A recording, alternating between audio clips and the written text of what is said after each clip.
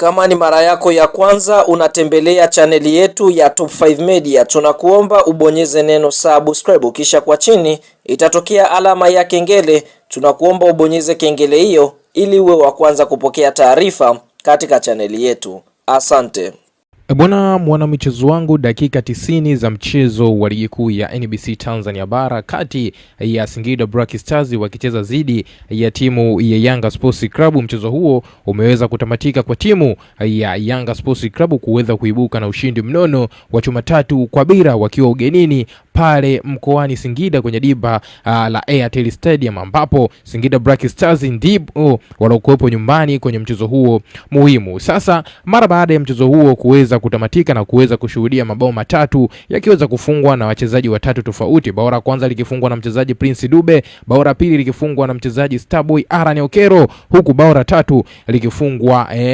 na mchezaji Mudasiri Yaya. Sasa hatimaye mchezaji Aran Okero the Starboy from Uganda ameweza kufungua rasmi ukurasa wake wa mabao ndani ya kikosi hiko cha klabu ya Yanga. Kama ninavyofahamu, mchezaji huyo Aran Okero ni miongoni mwa wachezaji ambao waliweza kuja na jina kubwa kulikweli kwenye kikosi hiko cha klabu ya Yanga, lakini tangu aweze kutua kwenye kipindi cha dirisha dogo la usajili akitokea pale kwenye timu ya Vipers United, mchezaji huyo hakuweza kufanikiwa kuifungia timu yake hiyo ya Yanga Sports Club licha ya kuwa na kiwango cha hali ya juu na kuperform kwa kiasi chake, lakini